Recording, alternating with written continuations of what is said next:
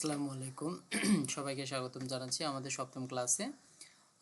এই ক্লাসে আমরা দেখব যে এআই থেকে আমরা কিভাবে খুব সুন্দর জেপিজি ব্যাকগ্রাউন্ড জেনারেট করতে পারি এবং এটা কিভাবে আমাদের অ্যাডোবি স্টক সাইটে আপলোড করতে পারি। তো আমি একটা প্রোফাইল থেকে একটা এই ইমেজটা আমি টার্গেট করেছি এবং এই ইমেজের উপরে আমি একটা প্রম্পট রেডি করে অলরেডি আমি আমার ইডোগ্রামে রেখে দিয়েছি।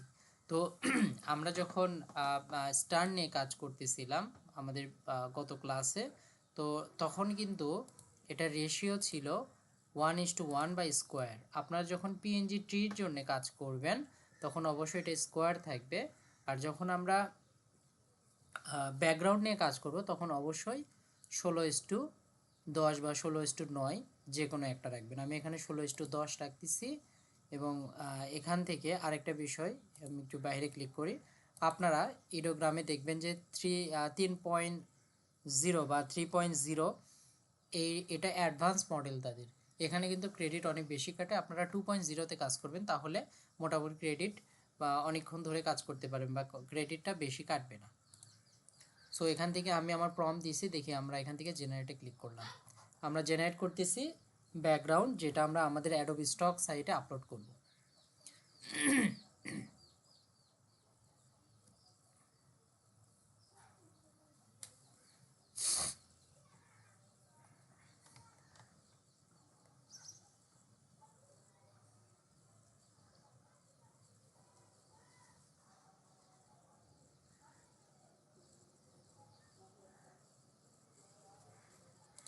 দেখেন এটা আমি যদি ইমেজটা একটু বড় করে নিই, এটা আমার ইমেজ।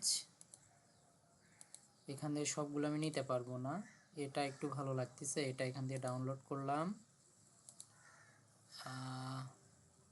সেভ। এটা না, এটা নিতে পারি। এই দুইটা এখান থেকে আমি ডাউনলোড করে নিলাম। এখন আমরা এই ছবিটাকে আমরা স্টক সাইট, আমাদের যে স্টক সাইট আছে অ্যাডোবি স্টক, সেখানে আপলোড করব। যেহেতু আমাদের টার্গেটেড ইমেজ ছিল এইটা, এখান থেকে আমরা যদিও এটার মতো করে বানাইতে পারিনি, তবে এটা যদি হুবাহুই হতো তাহলে কিন্তু আবার আরেক সমস্যা হইতো। অবশ্যই ছবি একটু হলেও আলাদা হতে হবে। তাদের থিমে আমরা হচ্ছে আমাদের মতো করে বানাই নিছি।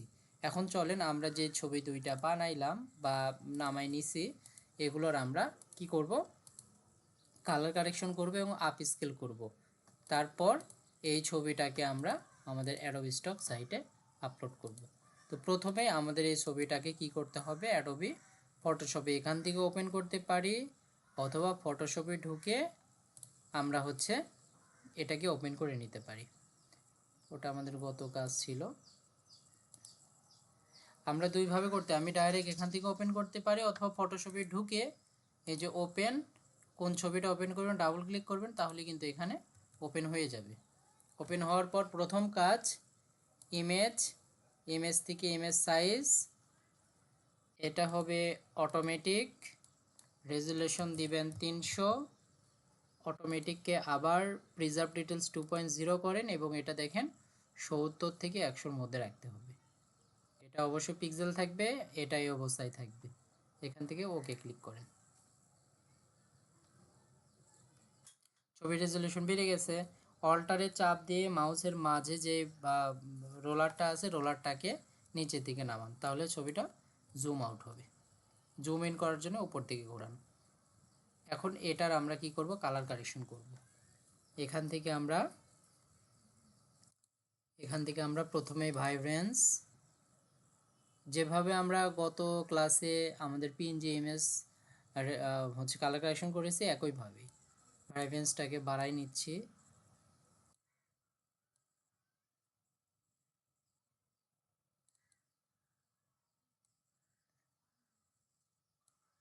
এরপর হচ্ছে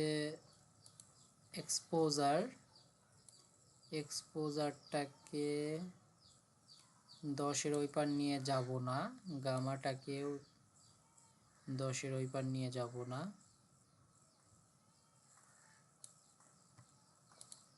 এরপর আসেন কালার ব্যালেন্স, যদি প্রয়োজন হয় করবেন, প্রয়োজন না হলে করা লাগবে না। আপনারা দেখবেন যে কোনটা কোন দিকে নিলে কী রকম পরিবর্তন আসে এবং আপনার ছবির জন্য কোনটা ভালো লাগতেছে সেভাবে আপনি কালারগুলার ব্যবহার করবেন। কালার ব্যালেন্স, এখান থেকে এক্সপোজার, হিউ, যদি প্রয়োজন হয় হিউ নিয়ে কাজ করেন। আপনারা এই দুইটা করার পর যদি মনে করেন যে ছবি তবুও দেখে ভালো লাগতেছে না, তাহলে অন্যগুলার কাজ করতে পারেন। ব্রাইটনেস বেশি বাড়াবো না,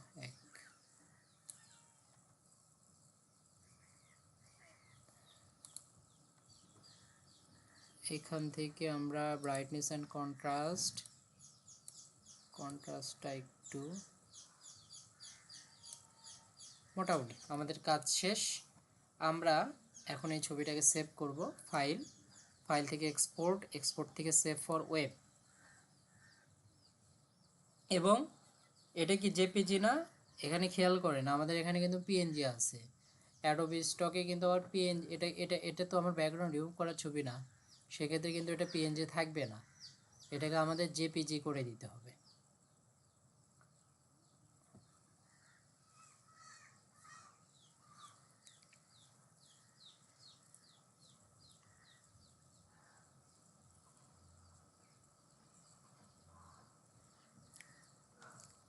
লক্ষ্য করেন এখান থেকে আমাকে জেপিজি হাই এটা করে দিবেন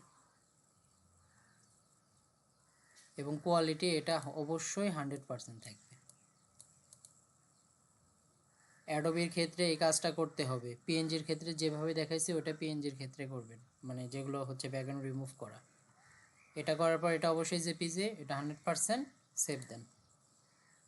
একটা আমরা ডকুমেন্টে না আমরা এটা সেভ দিব, ডাউনলোড ফোল্ডারে ডাউনলোড, ও এটার নাম সাপোজ দিলাম অ্যাবস্ট্রাক্ট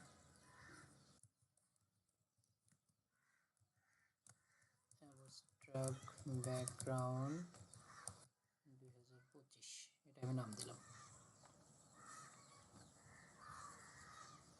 ফাইলে আসেন, এখান থেকে ডাউনলোড, এই যে অ্যাবস্ট্রাক্ট ব্যাকগ্রাউন্ড 2025। আমরা যদি একটু ছবি দুইটার পার্থক্য দেখতে চাই,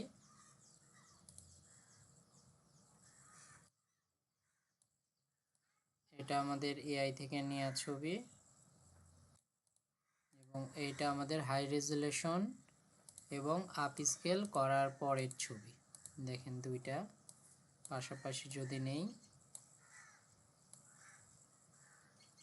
দেখেন কতটা পরিবর্তন দেখছেন। এটা আমাদের ফাইনাল ছবি এবং এটাকেই আমরা অ্যাডোবি স্টকে এখন আপলোড করব।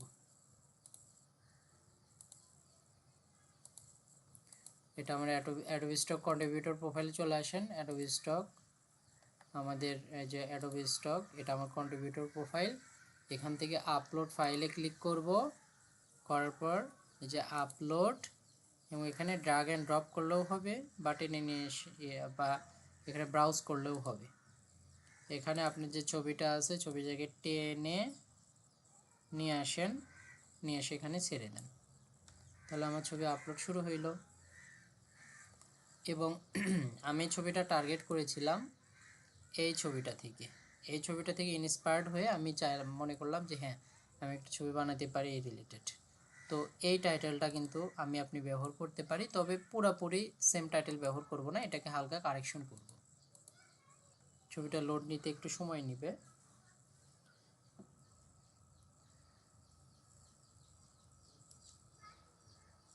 ছবি চলে আসছে।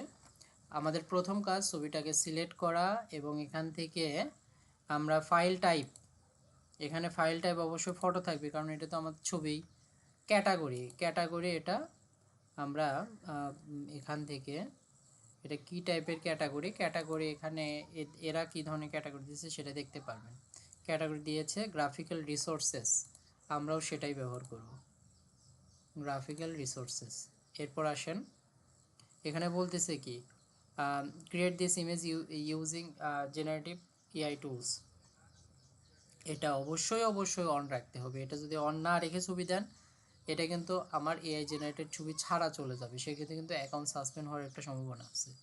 এটা অবশ্যই আমরা টিক দিব এবং এখানে আমরা নোতে ক্লিক করব।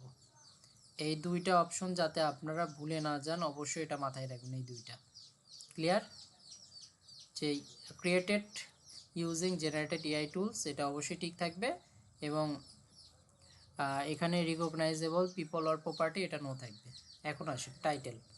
আমরা এই টাইটেলটাকেই কপি করেছিলাম। আচ্ছা, টাইটেল আমি এইভাবে না বানাই, আমি টাইটেলটা একটু স্কিপ করলাম। আমি যদি নিচে আসি, কিওয়ার্ডস, এখানেও 50টা কিওয়ার্ড দিতে হয়। ওরা হচ্ছে আমাদেরকে সাজেস্ট করছে, সাজেস্টেডগুলো আমরা কি করব, অ্যাড অল করব। কয়টা হয়েছে? 24টা। আমার আরও লাগবে। একটা কমা ব্যবহার করে স্পেস দেন। আমরা কিওয়ার্ড রিসার্চের জন্য একটা টুলস আপনাদেরকে দেখাইছিলাম, এটা হচ্ছে যে আই এম স্টকার। তো এখানে আমরা করব কি, আমাদের যে টার্গেটেড যে ইমেজ, এটার টাইটেলটা কপি করে এখানে সার্চ করব। তাহলে এই রিলেটেড আমাকে অনেক ইমেজ দেখাবে। দেখেন, এই রিলেটেড ইমেজগুলো আমরা সিলেক্ট করব।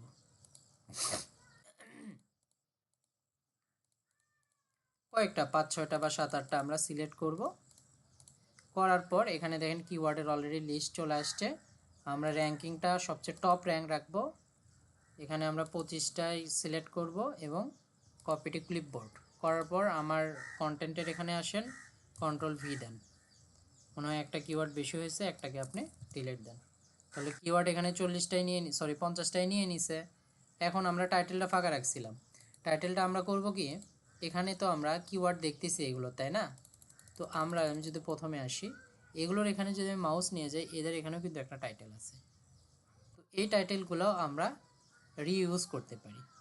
যেমন এখানে একটা টাইটেল দেখতে পাচ্ছি, এই টাইটেলটাকে আমরা আমাদের মতো করে কারেকশন করে নেব। ওটা কপি করলাম, এখানে পেস্ট করলাম, করার পর এখানে হালকা কিছু কারেকশন করেন।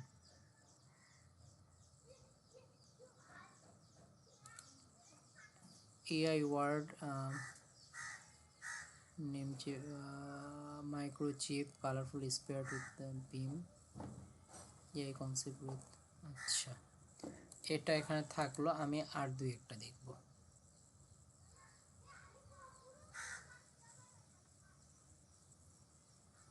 এই যে copy space, AI content with copy space, আমি শেষে বাড়তিটা জুড়ে দিব। এআই কনসেপ্ট পেস্ট করেন, ডাবল হয়ে গেল। AI concept with copy space banner background. দেখেন আমি হালকা একটু চেঞ্জ আসছে না? এতটুকু চেঞ্জ আসলেই হবে। আমার মোটামুটি এখানে ইনফরমেশন দেওয়া কমপ্লিট।